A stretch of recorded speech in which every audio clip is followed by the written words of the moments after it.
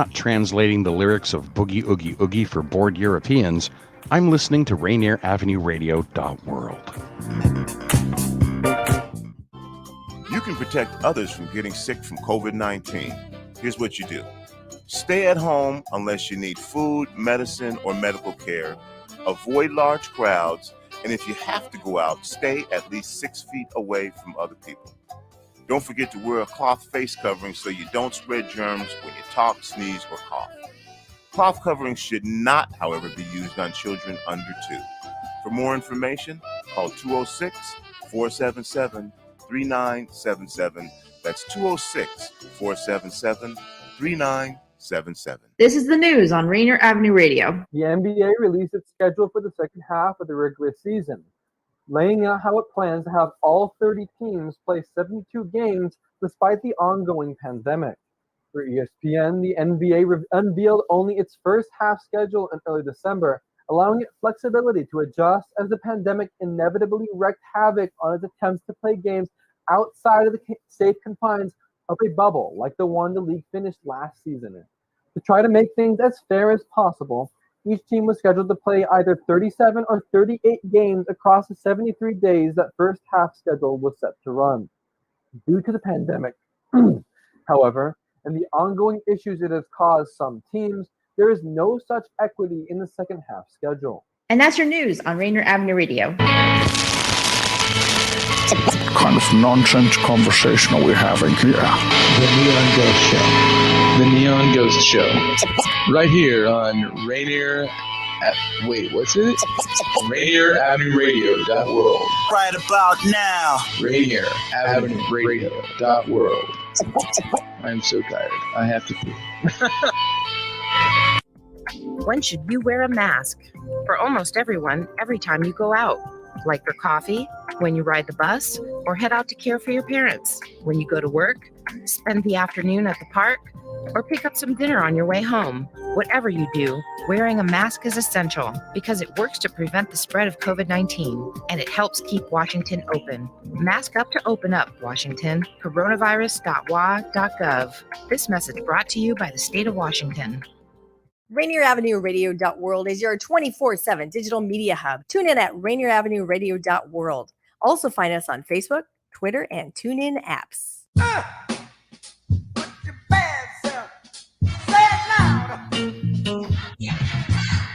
Yes, indeed. We're back one more time for another edition of the Monday Night Sports. I'm Dupe. The other guy, that's the big guy, Edwin Bailey. There he is. What's up, big man? How you doing? As he works out his audio there. I can hear you, I think. I got it. You the man. You the man. I used to be. All right. Well, you know what?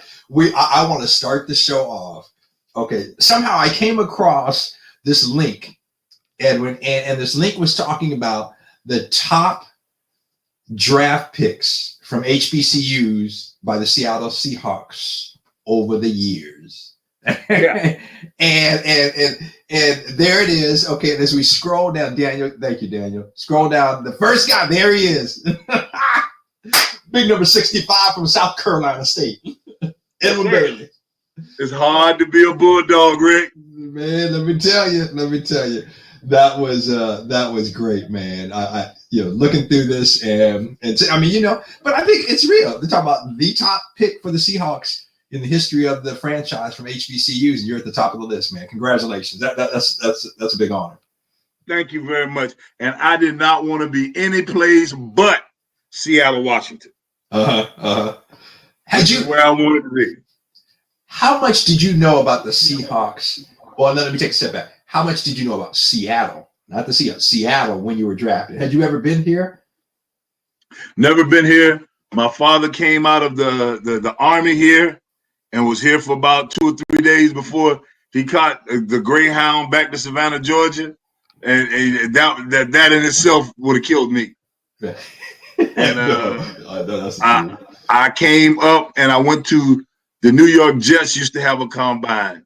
The Patriots, not the Patriots, the Saints had a combine, and the Cowboys had a combine. I went to all three, and I just got a great relationship with Jimmy White, so God rest his soul, and Bruce, the two trainers from Seattle, and they took a vested interest in me. I enjoyed hanging out with them. I twisted my knee and I missed the last 2 games of my senior year, and they constantly checked my knee, and they told me I was ready to play. And hey, fortunate enough, the Seahawks drafted me. And as they say, the rest is history. But again, man, yes, but congratulations. No, that is a big honor. It says a lot. I mean, for our listeners, if you don't you haven't followed the Seahawks back in the day and know about the contributions that Edwin made, that was just pretty significant. But I was tickled when I saw that. So again, congratulations. I was looking at the list, man, and I mean, there's some players on there. So they had you as the top. Then Robert Hardy, defensive tackle out of Jackson State. I remember Hardy. He had a decent career. Jeff Moore didn't do a lot, but was here. I mean, again, now you're going back. See, I'm born and raised. Yeah, Jeff Moore. He was he tore the SWAC up. He and Harburn Hardy, both of those guys tore the SWAC up. And you look at the guys that's on the team. Those were the teams in the HBCUs. You got a couple of us from South Carolina State and 3 guys then from Jackson State. So it was though we were the front runners. Yeah, and I'm looking at this picture of Lewis Bullard. That looks like Jacob Green there, man. I think they got the wrong photo. Isn't that Jacob there? I think so too. I think that's I was looking at that. Wait, but that's not. But anyway, so yeah.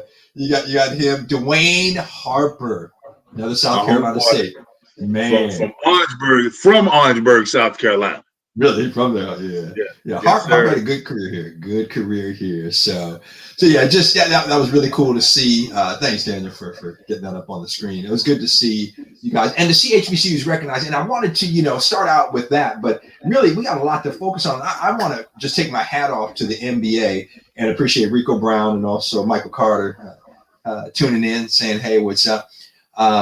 It's as I look at the NBA, so you have All-Star Weekend coming up, and the NBA, I think, and when they have been at the forefront of just whether it's having African American coaches or GMs, people in positions of decision makers of power.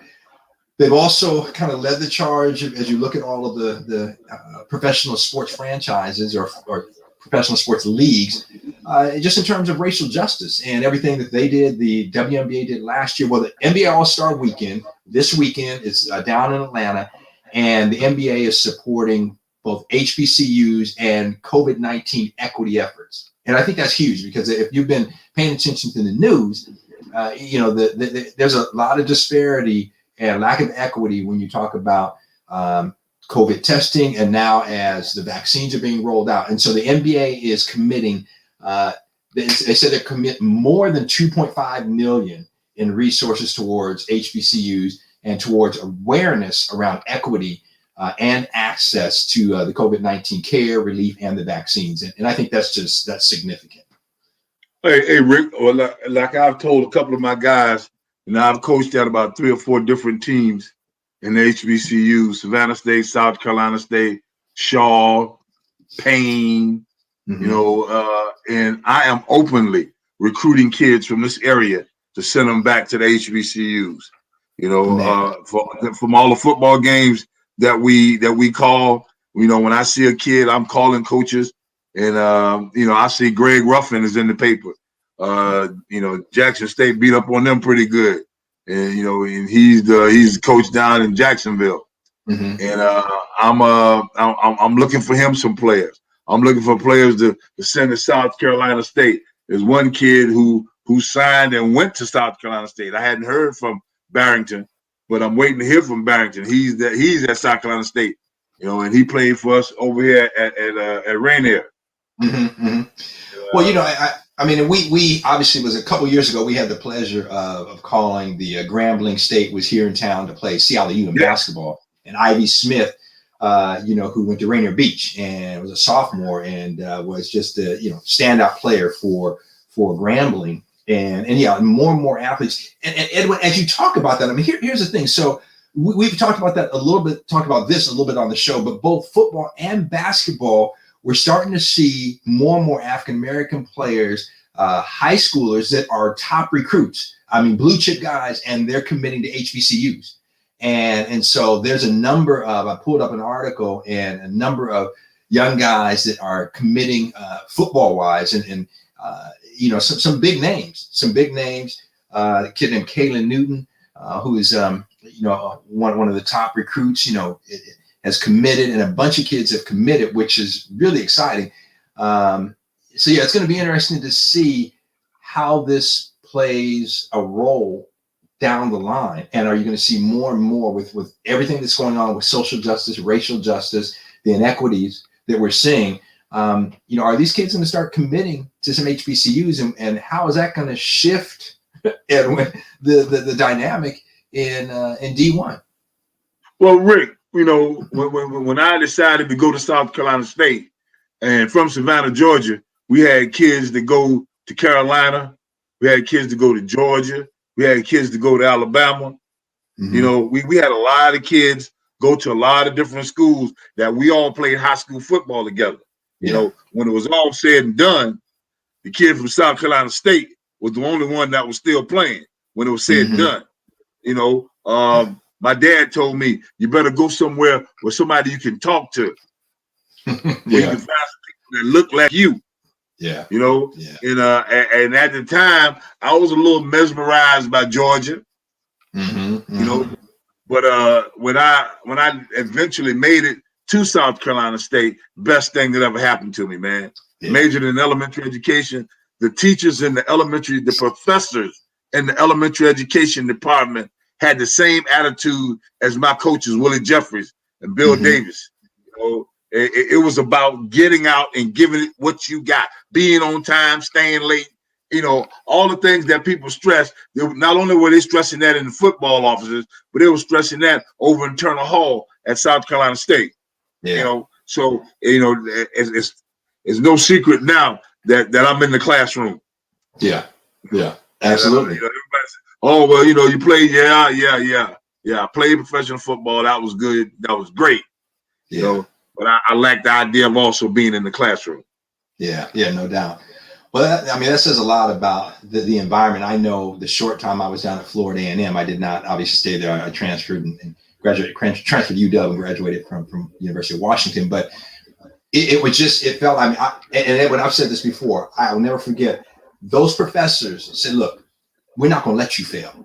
Okay, we are not going to let you fail. And that, and in a lot of ways, in hindsight, I wish I would have stayed there. It was an incredible environment, incredible atmosphere. But yeah, as we talk about this, so I pulled up an ESPN article, and a kid by the name of Mikey Williams, he's ranked number 3 by ESPN in the 2023 recruiting class basketball.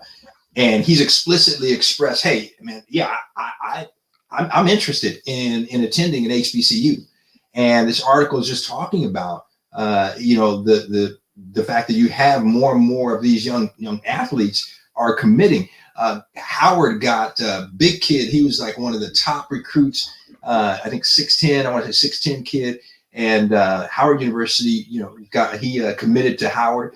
And so we're starting to see some of these top high school recruits are saying, you know what, I want to take a look at HBCUs. And then you throw on top of that, you've got people like, and we hope to have Kenny Anderson. We talked about him, the great from Georgia Tech.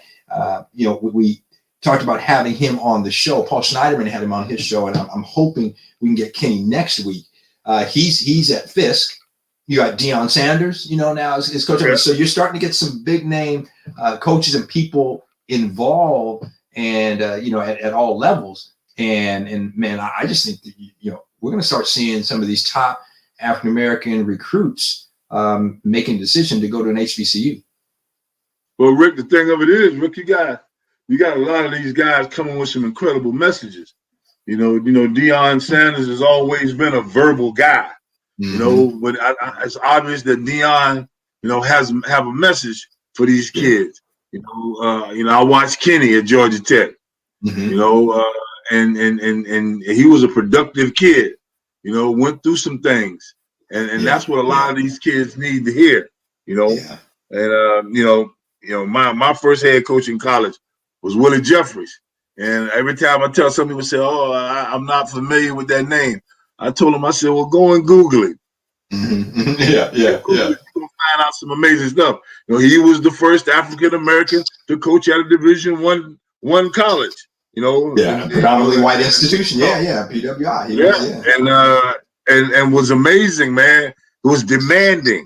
You know, you had to be on time. You had to conduct yourself somewhere. You know, and he just, you know, like he constantly stayed on me about my decorum, and I didn't have a clue what decorum meant. Yeah. I went over to the library and found out, you know, and I worked on my decorum, you know, and you know what, Rick, and that's somebody else that we need to get on the show, man. Willie Jeffries. Yeah, I mean, we last time we had him on, and that was an honor to have him on. When we had him on, and just to hear his wisdom and talking about what that was like being the first in the pressure, the first Black coach at a predominantly white institution. But you know, the other thing that stuck out with to me from his comments, talking about just creating this environment of support and a legacy. And it was bigger than just, you know, I mean, he talked about it was bigger than just him there being a football coach. He was developing, you know, young men into men that were going to go make an impact, you know, in this world. Yeah. You're absolutely right, Rick. And that's why when we called him, he jumped at opportunity to do this, you know, because the one thing that really makes you feel good when he said, "Oh yeah, that kid right there, that's one of mine." You know? That always does something to me, man. But not everybody that want to take blame for you.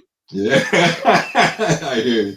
Yeah. Well, real quickly before we move on, so the kid I was mentioning, Maker, I believe is how you pronounce it. He became the first 5-star recruit to commit to an HBCU since at least 2007. They don't even keep the records. They're not sure. Since at least 2007.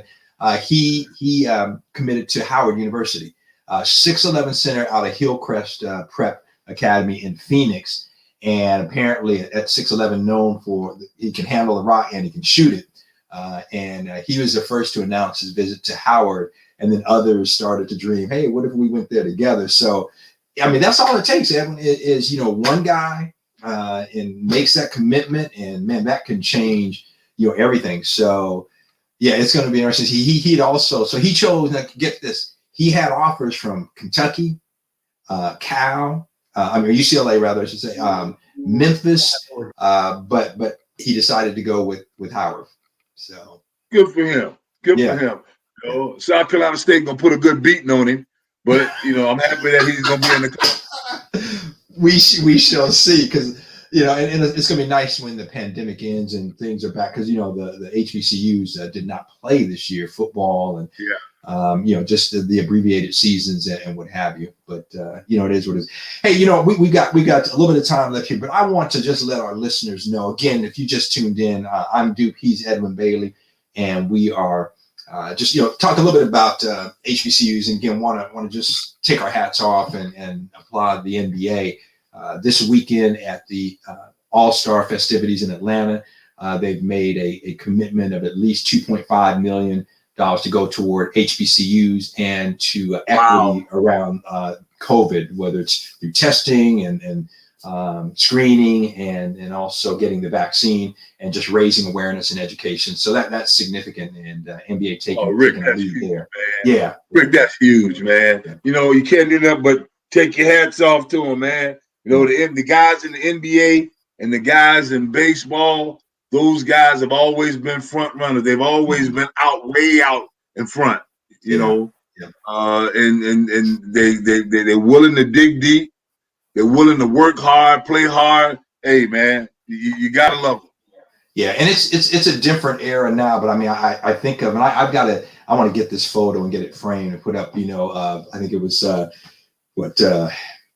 Bill Russell, Jim Brown, at the time Lou Alcindor, but Kareem Abdul-Jabbar, you know, number of athletes, and they were around, you know, back in, you know, 60s, 70s, where they were fighting for, you know, racial justice and just fairness in the league and in the world. And they were taking a stand. And it's a different era now because you've got social media and guys are on, Twitter and what have you. But it just, whether it's, just back then and seeing that picture, and that was kind of iconic. And all of those black men standing up, for equality and justice was, for me, growing up looking at that, it said that these guys knew they had a voice beyond what they did on the field or on the court, and they weren't afraid to use their voice. Hey, Rick, I was fortunate enough to meet some of those guys that you just called. Kareem, Jim Brown. The things that they had to fight back against, and then go out and play. Yeah, in the 60s.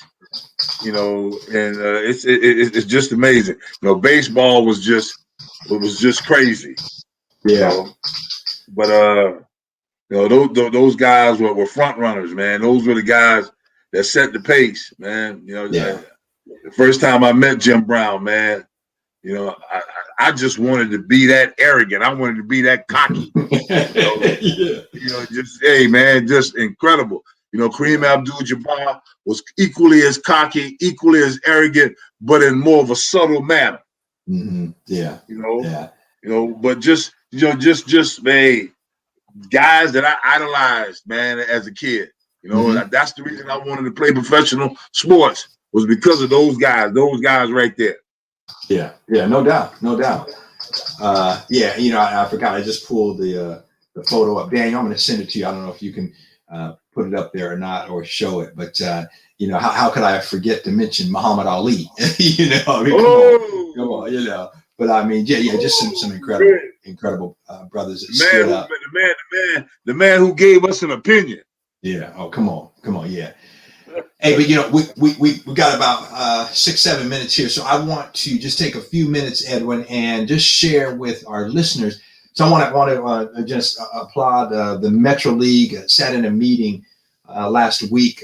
Pat McCarthy, his leadership, and AJ Brooks, Albertus Brooks, and Tar Davis, and everybody over there in the athletic office, and just everything that they are doing. So they really are working to pull together a season, and of course that is something that Rainier Avenue Radio, we want to make sure you get a chance to hear and see those games. And so thank you. Daniel's got it up there. So coming up this Friday, we're going to kick it off with a doubleheader Friday night, 5 o'clock Prep and Ballard, then 8 o'clock Beach and Garfield at Memorial Stadium. And then we're going to follow it up the next night, Saturday, with West Seattle and Cleveland. So our goal is to get all of the teams at least one broadcast. And there, go ahead to that next screen, Daniel, if you would. And so as you take a look at that screen, you see how it's broken up. You got the mountain, the sound, and the valley divisions. But so week 1, just kind of share that with you. That's what we are doing. Week 2, Friday night, 7 o'clock, and that's going to be out at the Southeast Athletic Complex, or Rainier Beach High School. Eastside Catholic's going to be there visiting the Vikings. So we'll have that game for you live right here on Rainier Avenue Radio. And then Saturday, 6 o'clock down at Memorial Stadium, Nathan Hale and Franklin. So again, our goal the first 2 weekends is we wanted to get as many games and many teams, on the air, so families can listen in. They can tune in, obviously, with the app. They can tune in on the website. They can go to Facebook Live. The different, we stream it, so you can see the video. We'll have multiple cameras there. So we're really excited about that. Week 3, we're going to do another doubleheader, and that's going to be 5 o'clock is going to be O'Day and Prep. And then 8 o'clock will be Ballard and Rainier Beach. Those are at Memorial Stadium. Week 4, we're going to be back at the Southeast Athletic Complex, where Rainier Beach will host O'Day. And then the final week 5 is going to be O'Day and Garfield at Memorial Stadium. That's going to be on a Thursday, April 1st. So we're Edwin and I are really happy to bring these games to you. I'll be doing the play-by-play, Edwin the color. And then they will have kind of playoffs. I mean, again, it's an abbreviated season. And man, I can't say how much I just appreciate, the attitude of, you got Monty Kohler, who's been around forever at O'Day, and basically saying, this is about the kids, man. Let's come together and make sure this works. They had a referee there that talked about all the different safety things they're going to have, safety procedures they're going to have in place for the players. So anyway, you see there. So week 6, April 9th and 10th, what they're going to do is take the top teams and kind of match them up, and it's going to be pretty even matchup. So it's not like you have a 1 against a 6 or 7 or 8. It's going to be pretty evenly matched, and they will play, and then the winners and losers will play the following weekend. So it's a total of a 7-week season, and there you see that final week. So we'll bring all of it to you, and again, starting this coming Friday night, and we'll bring you a doubleheader. Again, that's going to be a Seattle Prep and Ballard at 5 o'clock, and then Rainier Beach Garfield at 8 o'clock right here on Rainier Avenue Radio. And then Saturday, the following day, Saturday, March 6th, 5 o'clock, we will bring you West Seattle and Cleveland, all of those from Memorial Stadium. Again, I want to say thanks to Pat McCarthy, TD, AJ, everybody down there, Talia Walton, all the people that are doing such great work with the Metro League. So we'll have that for you.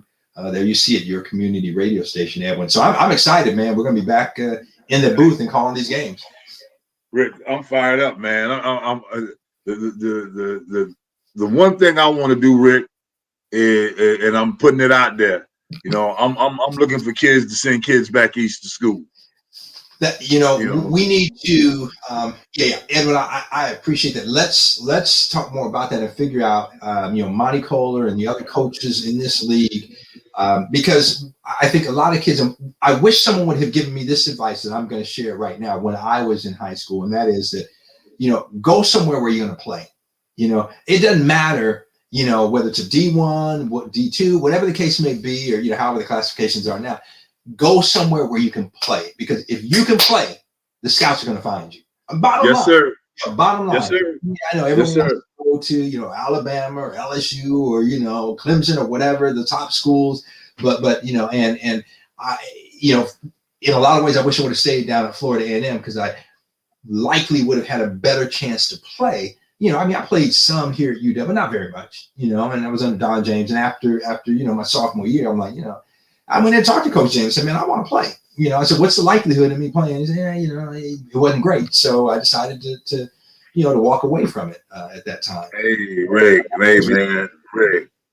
I played from freshman to senior year, and then I take responsibility for the 3 years after I left.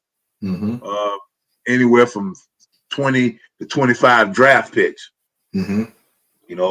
That we had at South Carolina State. My senior year was 5 NFL draft picks. We had them on the show. Yeah. If you can play, they'll find you. Then after scouting in the NFL, I'm a firm believer in that. If you can play, we'll find you.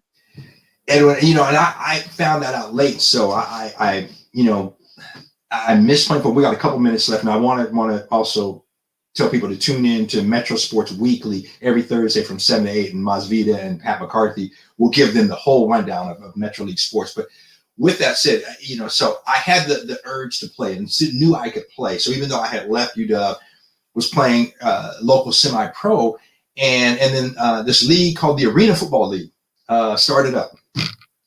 And so, I had sent letters to all the NFL teams, and one team got back to me and invited me to come out for a trial. And that was the New York Giants, and they had just won the 87 Super Bowl, I believe it was. 80, I can't remember, whichever year they won. 86. 86, okay, yeah, they just won the 86 Super Bowl. Went back there, tried out. There was like 200-something players, they're at, in East Rutherford, and there are about 40-some-odd running backs, and they cut it down to 5, and I was one of those 5. I'm like, okay, I'm going to get signed. Well, I didn't get signed. Went to the Arena League, and they put all the small guys and put us out at receiver. You got to play both ways. Edwin, right. I learned that was the position, receiver and DB, brother. You know why I learned? Because, one play I was blocking the dude, and my coach who ended up drafting me for the Washington Commandos team, Bob Harrison. He said, man, DuPree, what are you doing? I said, well, I'm blocking. He said, man, you're a receiver. Just run him off. I'm like, I'm going to love this. I'm going to love this.